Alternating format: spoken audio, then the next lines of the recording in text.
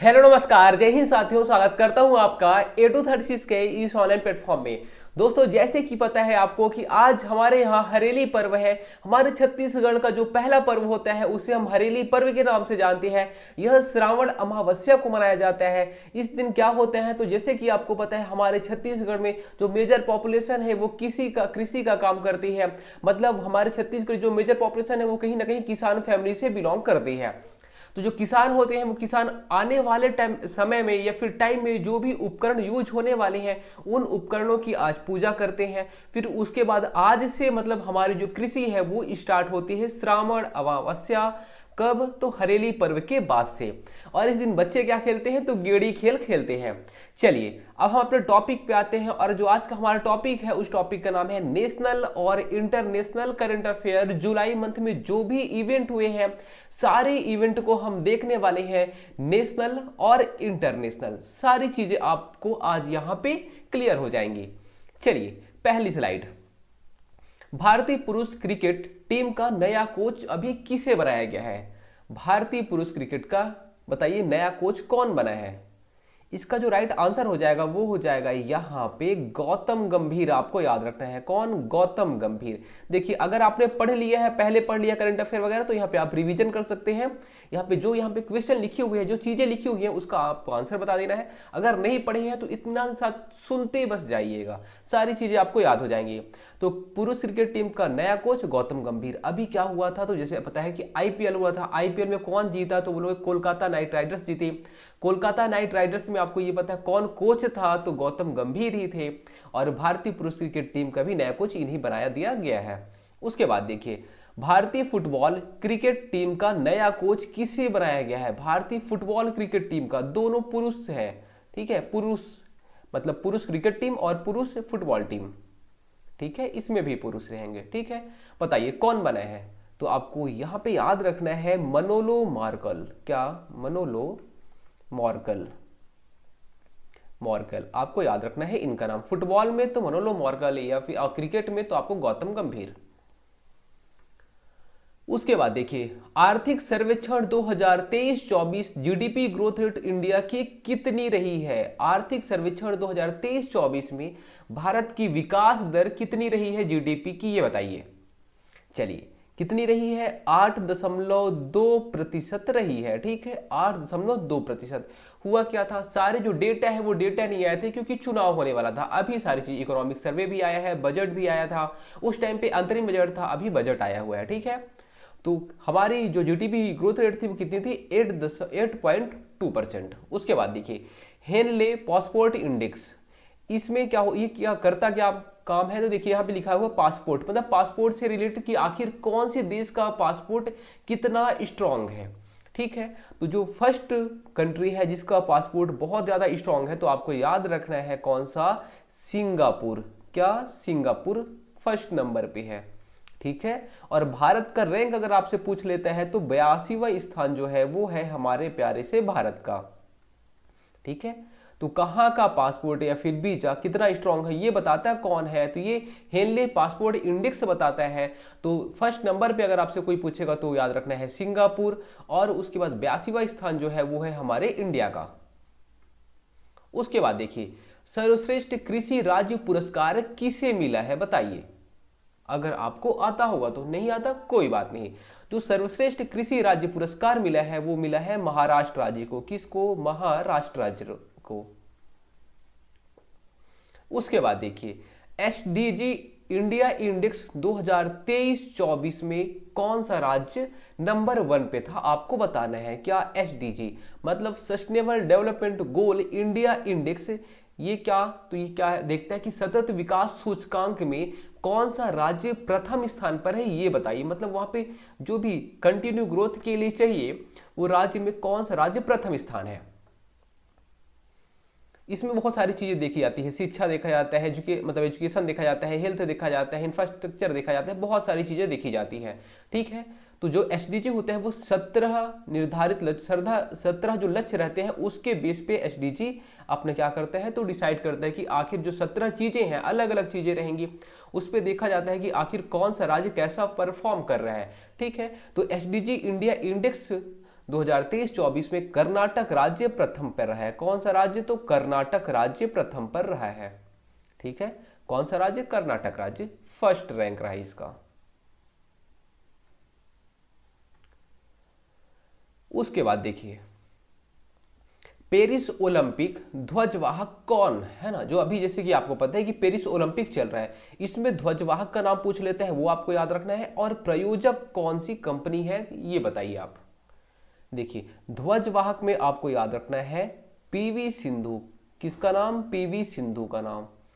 PV Sindhu और शरत कमल, अंजत शरत कमल। ठीक है, तो शरत कमल आपको दो नाम याद रखने हैं। किसका किसका? तो पीवी सिंधु और शरत कमल, ये क्या थे? तो ध्वजवाहक थे।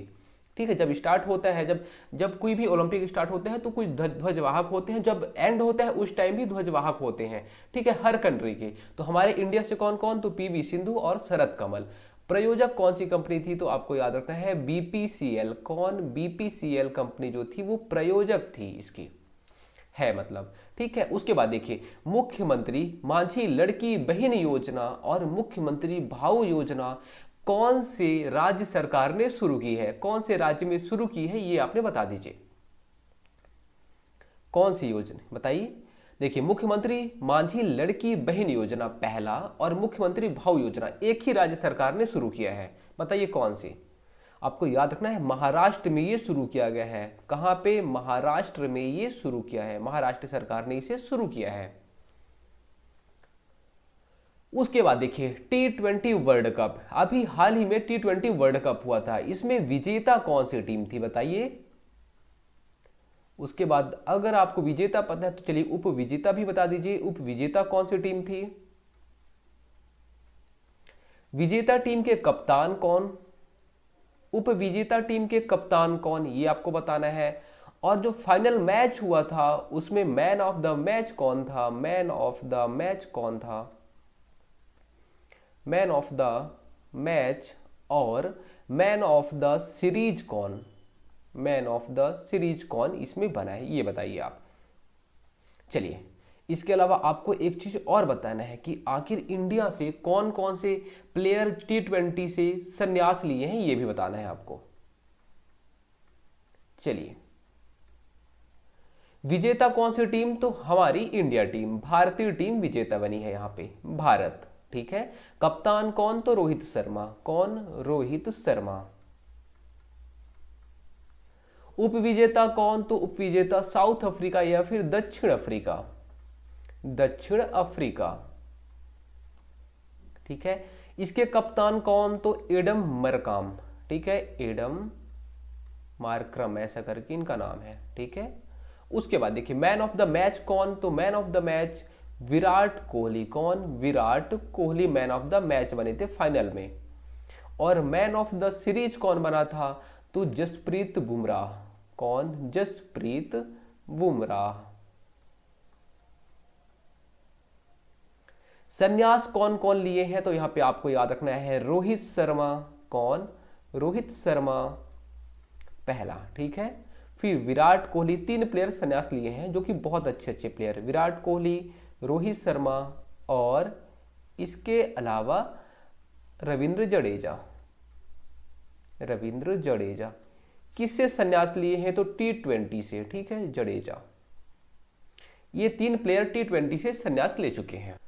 उसके बाद देखिए, 24वां SCO सम्मेलन कहां पे आयोजित हुआ वो आपको बताना है। इसका मुख्यालय कहां पे है वो आपको बताना है। और जो अभी नया मेंबर इसमें ऐड हुआ है उसके बारे में भी आपको याद रखना है। बताइए कहां पे SCO जो सम्मेलन हुआ है वो कहां पे हुआ है? तो अस्ताना कजाकिस्तान। कहां पे? Astana Kazakhstan, Kazakhstan.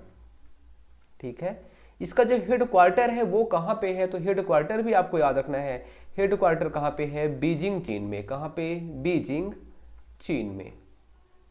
ठीक है, और इसमें जो नया मेंबर बना है उस मेंबर का नाम क्या है? बेलारूस। क्या है? बेलारूस। बेलारूस 10वां नया मेंबर बना है। ठीक है, तो 10 सदस्य हैं SCO में। उसके बाद देखिए, तो ये सूची पोर्टल है, सूची पोर्टल में क्या चीजें हैं? देखिए, सूची पोर्टल आखिर किस चीज के बारे में बताता है? आपके एग्जाम में यही क्वेश्चन पूछेगा कि जो सूची पोर्टल है वो किस लिए बनाया गया है, किस चीज के लिए बनाया गया है। देखिए इसमें आपको याद रखना, जो भी भारत में जीव जंतु हैं, भारत में जीव जंतुओं की सूची के बारे में बताया गया है। भारत में जीव जंतुओं की सूची, जितने भी जीव जंतु हैं उनकी सूची इसी में है, सूची पोर्टल में जीव जंतुओं की सूची। ठीक है, जितने भी जीव जंतु हैं उनकी सूची किसमें, तो सूची पोर्टल में है। देखिए जितने भी इंसान हैं उनकी सूची नहीं आई है। जनगणना 2021 में होनी चाहिए थी, 2024 हो गया, इंसानों की सूची नहीं आई है। भारत एक ऐसा देश है जिसमें कि जीव जंतु की सूची पहली बार बनाई गई है। ठीक है, तो भारत ये पहला देश है, पहला देश, ठीक है, पहला देश है जो कि जीव जंतु की सूची बनाया है। उसके बाद देखिए मैत्री सैन्य अभ्यास अभी हाल ही में हुआ था। ये देखिए सैन्य अभ्यास मतलब दो देशों की सेनाओं के बीच में जो अभ्यास होता है उसे हम सैन्य अभ्यास बोलते हैं। जो मैत्री सैन्य अभ्यास हुआ था वो कौन से दो देशों के बीच में हुआ था, ये आपको याद रखना है। किससे किसके बीच में, भारत के बीच में हुआ है, भारत और थाईलैंड के बीच में। किसके, भारत और थाईलैंड के बीच में मैत्री सैन्य अभ्यास हुआ है। ठीक है, उसके बाद देखिए मझगांव, यहाँ पे क्या है, मझगांव डॉक शिप बिल्डर्स, अभी हाल ही में इसे क्या, तो 18वीं नवरत्न कंपनी का यहाँ पे क्या बना है, तो दर्जा दिया गया है। ठीक है, तो ये 18वीं नवरत्न कंपनी बन गई, 18वीं नवरत्न कंपनी ये बन गई है। ठीक है, तो भारत में कुल कितनी नवरत्न कंपनी हो गई है, तो आपको याद रखना है 18 हो गई है अभी। और ये जो कंपनी है नाम क्या है, तो मझगांव डॉक शिप बिल्डर्स इसका नाम है। उसके बाद देखिए अभी हाल ही में 3 नए कानून आए हैं। ठीक है, तो कितने नए कानून आए हैं, 3 नए कानून आए हैं। कब आए हैं, तो 1 जुलाई 2024 को। कब, 1 जुलाई 2024 से एक्चुअल में लागू हुए हैं। आ तो पहले गए थे लेकिन 1 जुलाई 2024 से ये लागू हुए हैं। ठीक है, कौन कौन से कानून है, तो आपको याद रखना है भारतीय न्याय संहिता, भारतीय नागरिक सुरक्षा संहिता और भारतीय साक्ष्य अधिनियम। ये 3 नए कानून हैं जो कि 1 जुलाई 2024 से लागू हुए हैं। ठीक है, इसके अलावा आपको एक चीज और याद रखना है, 1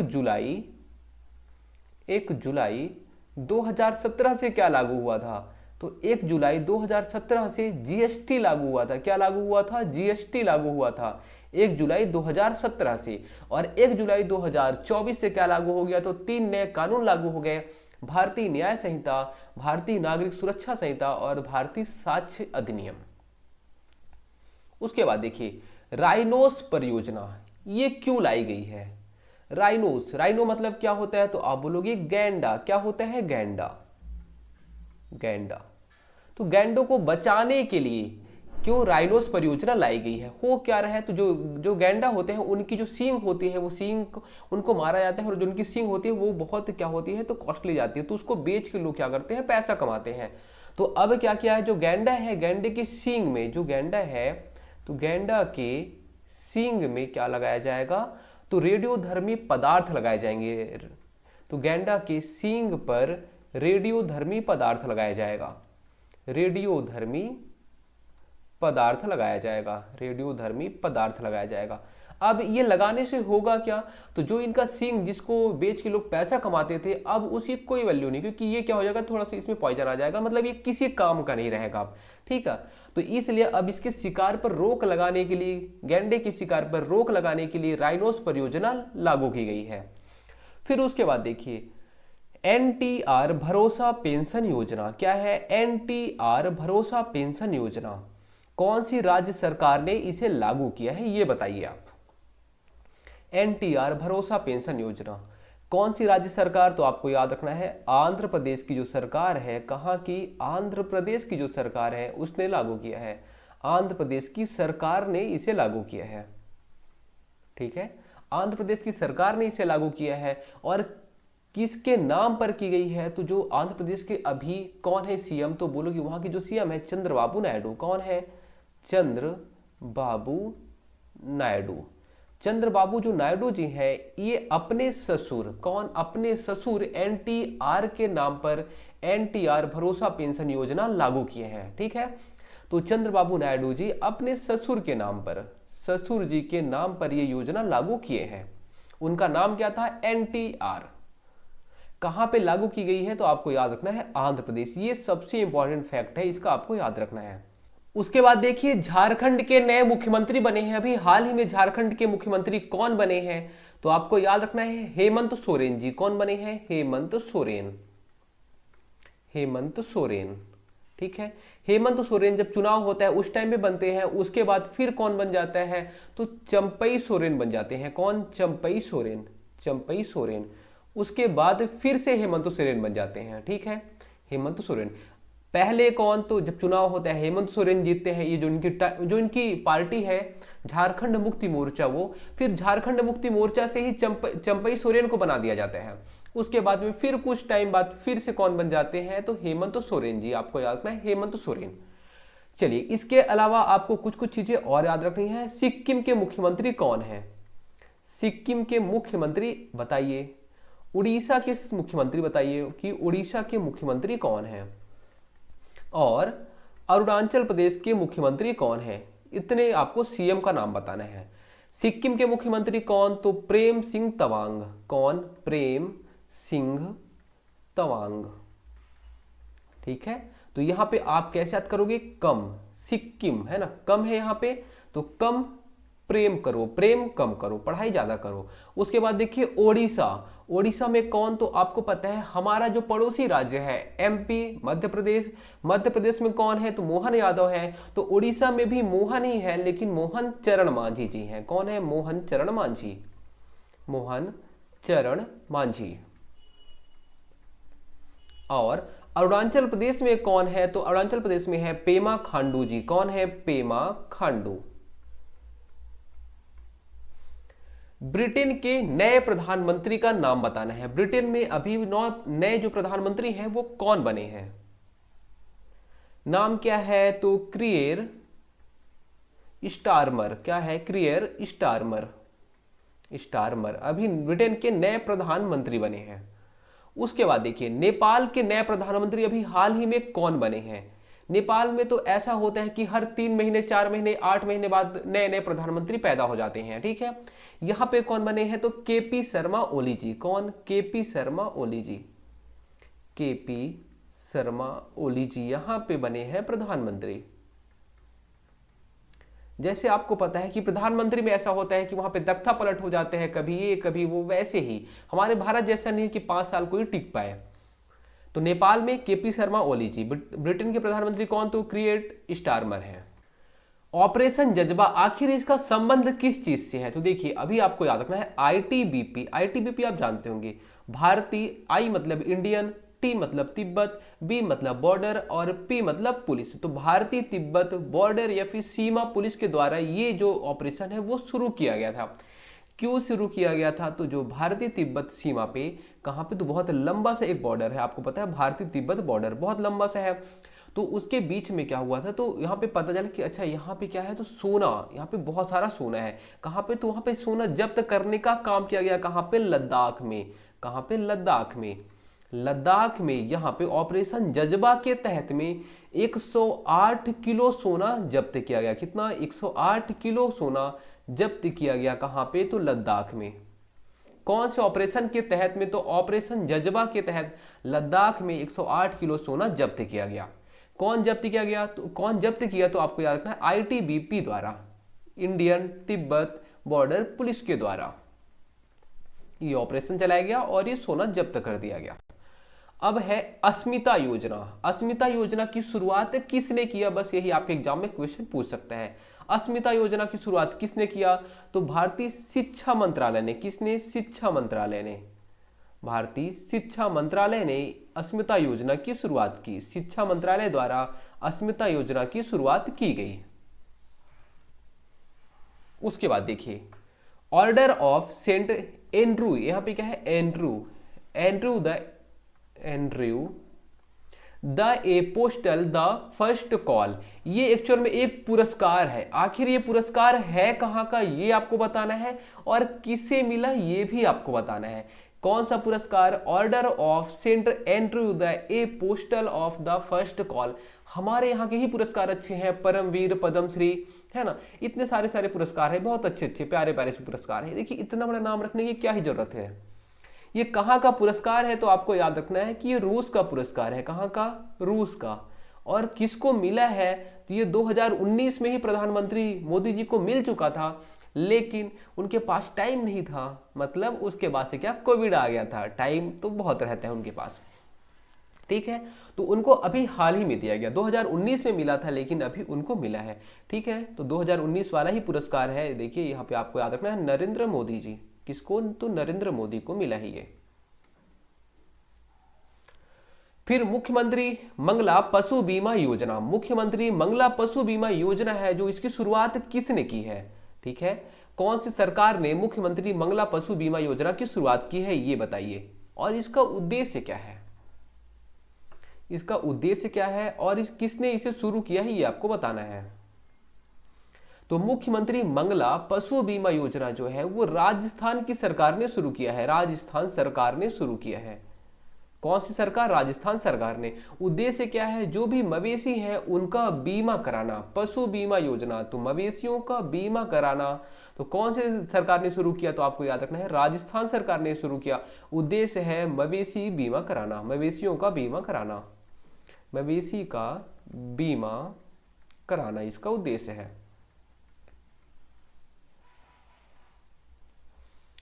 उसके बाद देखिए, राष्ट्रीय ध्वज दिवस कब मनाया जाता है, किस दिन हमारा जो ध्वज है या फिर झंडा है वो बना था, ये बताइए। राष्ट्रीय झंडा या फिर राष्ट्रीय ध्वज दिवस हम कब मनाते हैं, कब मनाते हैं, तो 22 जुलाई को। कब, 22 जुलाई को राष्ट्रीय ध्वज दिवस 22 जुलाई को मनाते हैं। राष्ट्रीय झंडा आखिर हम लोग ने अपनाया कब था, तो आपको याद रखना है 1947 को हम अपनाए थे। कब, 1947 को। उसके बाद देखिए, संविधान हत्या दिवस अभी इस साल से शुरुआत की गई है कि हम संविधान हत्या दिवस मनाएंगे, ठीक है।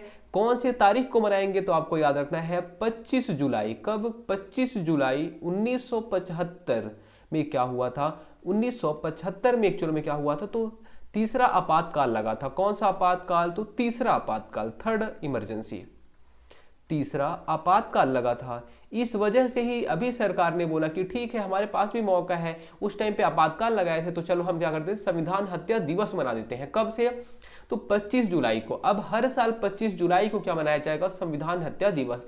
क्यों मनाया गया, क्योंकि 25 जुलाई 1975 को तीसरा इमरजेंसी लगा था, थर्ड आपातकाल लगा था। उसके बाद देखिए, पहला ई स्पोर्ट ओलंपिक खेल कहां पे आयोजित हुआ है, पहला ई स्पोर्ट ओलंपिक खेल कहां पे आयोजित हुआ है, ये आप बताइए। कहां पे, तो सऊदी अरब में। आपको याद रखना है सऊदी अरब में पहला ई स्पोर्ट ओलंपिक खेल आयोजित हुआ है।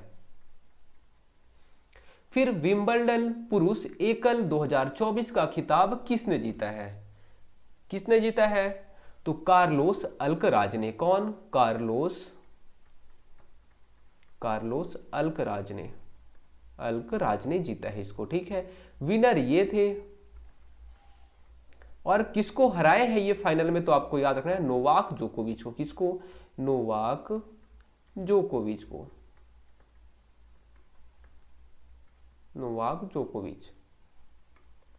उसके बाद देखिए, वर्ल्ड चैंपियनशिप ऑफ लेजेंड्स 2024 का भी हाल ही में आयोजन हुआ था। इसमें कौन सी टीम जीती है, वर्ल्ड चैंपियनशिप ऑफ लेजेंड्स, मतलब जो जिसका एज ज्यादा हो गया है उन लोग के लिए वर्ल्ड चैंपियनशिप। अभी लेजेंड्स लोग का मतलब जैसे सचिन तेंदुलकर लोग हुए, इन लोग का, जो पुराने लोग हैं, जो पुराने प्लेयर हैं, जो संन्यास ले चुके हैं, उन लोग का अभी वर्ल्ड चैंपियनशिप हुआ था।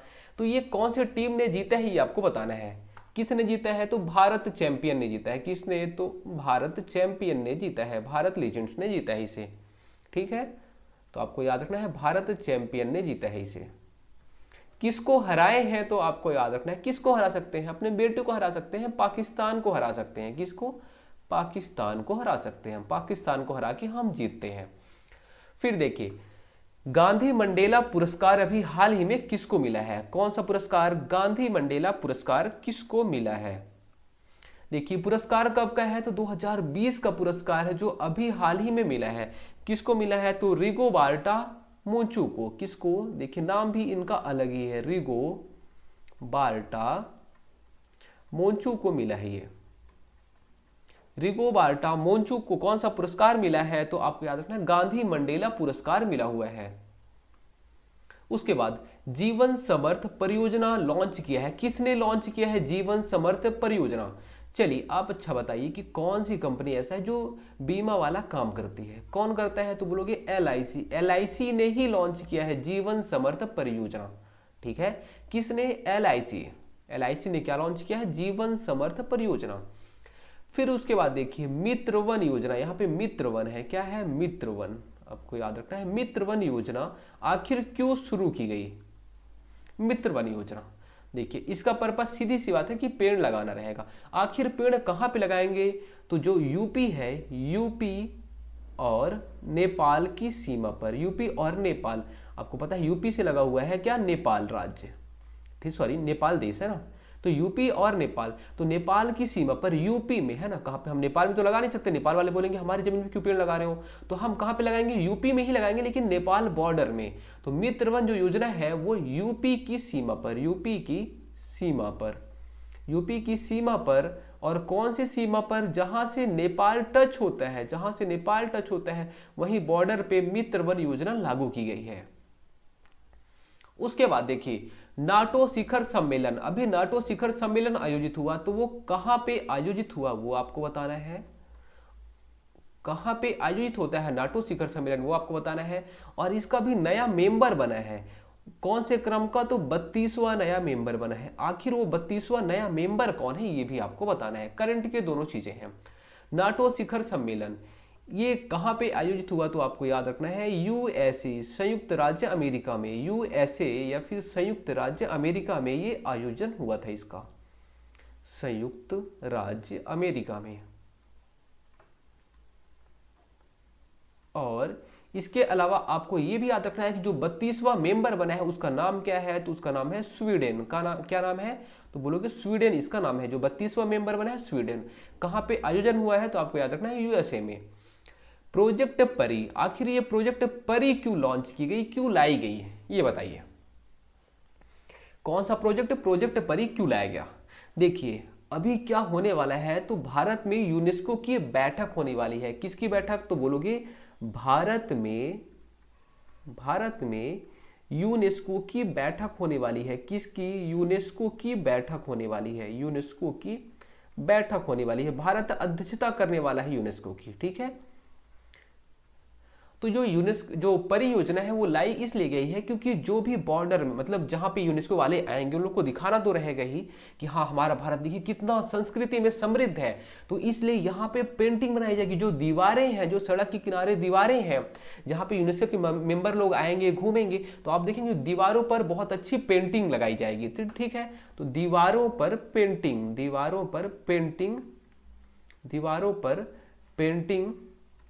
करेगी, ठीक है। क्यों कराया जाएगा इसको काम? ये जो प्रोजेक्ट परियोजना है वो लाया किसने? तो ये लाया है संस्कृति मंत्रालय ने। किसने? संस्कृति मंत्रालय ने लाया है। संस्कृति मंत्रालय ने लाया है इसको। और क्यों लाया गया है? तो दीवारों पर पेंटिंग लगाई जाएगी, बनाई जाएगी। क्यों? क्योंकि भारत में यूनेस्को की बैठक होने वाली है, इस वजह से। उसके बाद देखिए अभी जंपिंग स्पाइडर, हाल ही में जंपिंग स्पाइडर देखी गई है। ये कहां पे देखी गई है? देखिए इसका नाम क्या है? तो हेब्रोसिस्टम स्वामीनाथन। इसका नाम हेब्रोसिस्टम स्वामीनाथन रखा गया है। अभी ये हाल ही में देखी गई है। आखिर ये कहां पे पाई जाती है ये आपको बताना है। जंपिंग स्पाइडर मतलब जंप करने वाली मकड़ी। स्पाइडर मतलब क्या होता है? मकड़ी। तो जंप करने वाली मकड़ी कहां पे देखी गई है ये आपको बताना है। नाम देखिए उसका क्या है? तो हेब्रोसिस्टम स्वामीनाथन इसका नाम है, ठीक है।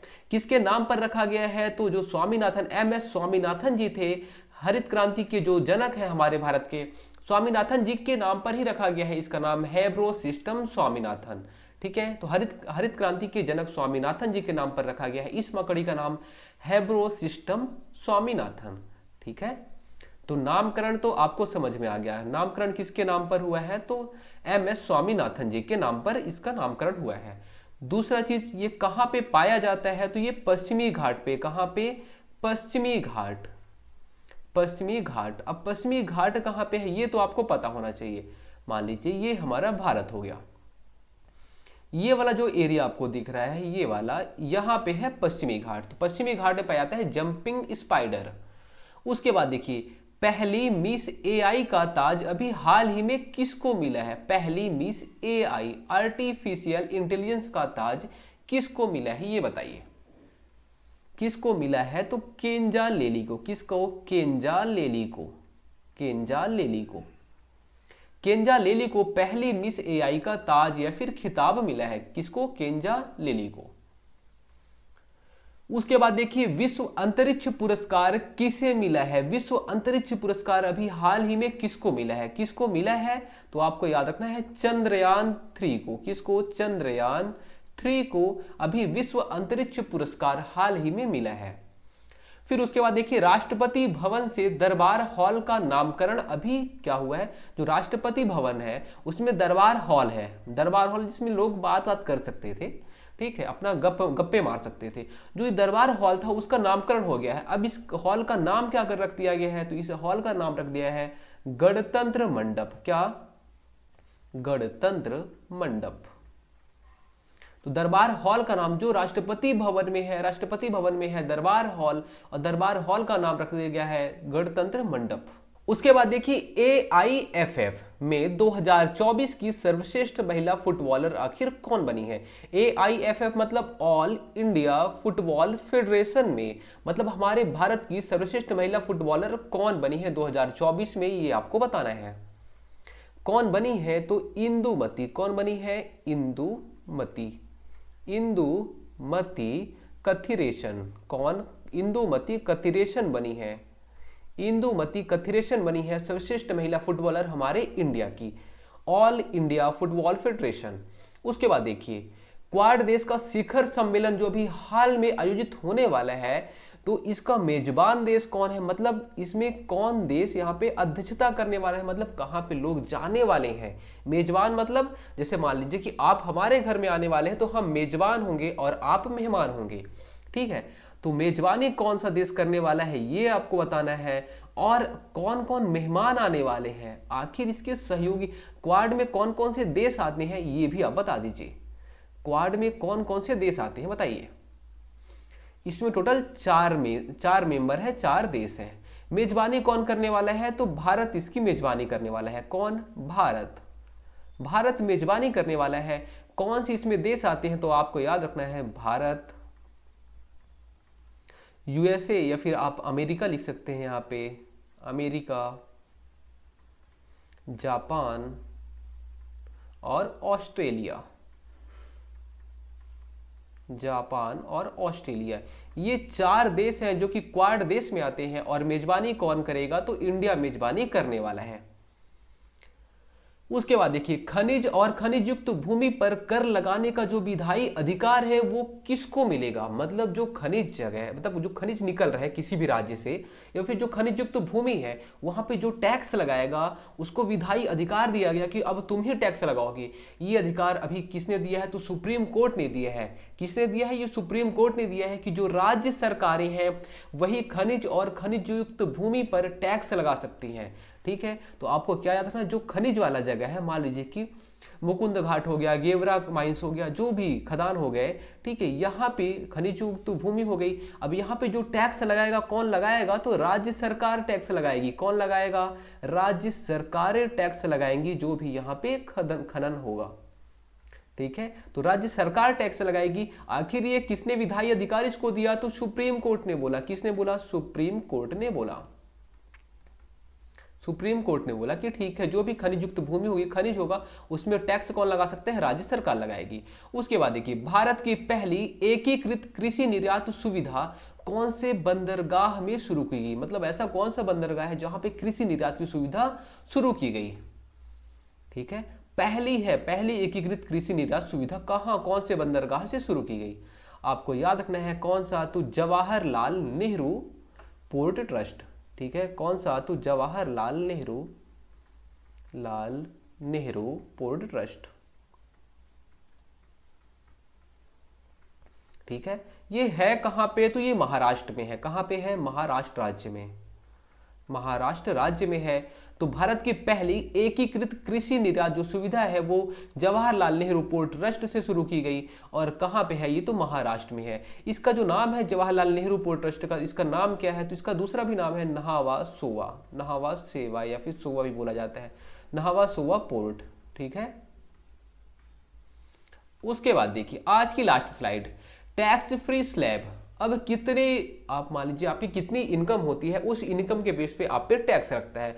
पहले क्या होता था, तो पहले 1.5 लाख 2 लाख इस पे टैक्स लगता था। अब कितना हो गया है, तो अब आप 0 से लेके 3 लाख कमाओगे, 0 से लेके 3 लाख कमाओगे तो आप पर टैक्स कितना लगेगा, 0% टैक्स लगेगा, मतलब टैक्स नहीं लगने वाला है। ठीक है। उसके बाद देखिए, अगर मान लीजिए आप 3 से लेके 7 लाख कमाते हैं, कितना, 3 से लेके 7 लाख कमाएंगे तो आप पे 5% टैक्स लगेगा। मतलब अगर मान लीजिए 100 रुपये कमा रहे हैं तो आपको 5 रुपये सरकार को देना पड़ेगा। तो 3 से 7 लाख के बीच में अगर आप कमाएंगे तो 5% आपको सरकार को देना पड़ेगा। अगर आप 7 से लेके 9% कमाते हैं तो आपको 10% किसको देना पड़ेगा, सरकार को देना पड़ेगा। 10% टैक्स लगने वाला है। 9 से 12 लाख कमाएंगे, 9 से 12 लाख, तो आपको 15% टैक्स लगेगा। कितना, 15% टैक्स लगेगा। तो आपको टैक्स फ्री स्लैब अगर पूछा जाएगा तो 0 से 3 लाख तक के बीच में अब आपको कोई भी टैक्स नहीं लगने वाला। उसके बाद देखिए, आईओसी द्वारा ओलंपिक ऑर्डर से सम्मानित कौन सा प्लेयर है, कौन है जिसको कि इंडियन ओलंपिक संघ द्वारा ओलंपिक ऑर्डर से सम्मानित किया गया, कौन है ये, तो आपको याद रखना है अभिनव बिंद्रा। कौन है ये, तो अभिनव बिंद्रा जी हैं। अभिनव बिंद्रा जी को क्या मिला है, तो ओलंपिक ऑर्डर से सम्मानित किया गया है अभिनव बिंद्रा जी को। दोस्तों उम्मीद करता हूं सारी चीजें आपको समझ में आई होंगी। यहाँ पे देखिए फैक्चुअल चीज ज्यादा है, जितनी भी स्लाइड है इस स्लाइड को आप डाउनलोड कर लीजिएगा। कहाँ पे, तो ई बुक वाले सेक्शन में एप्लीकेशन डाउनलोड करके। उसके बाद इसको बार बार आपको पढ़ना है, बहुत ही इंपॉर्टेंट ये सेशन है, ये करंट अफेयर का सेशन बहुत ही इंपॉर्टेंट है। सीधी सी बात है, जो भी आने वाले एग्जाम है वहां से, ये मंथ से, और जो अभी अगस्त मंथ में जैसे कि ओलंपिक चल रहा है, तो आने वाले एग्जाम में यहीं से बौछार होने वाली है क्वेश्चन की। धन्यवाद।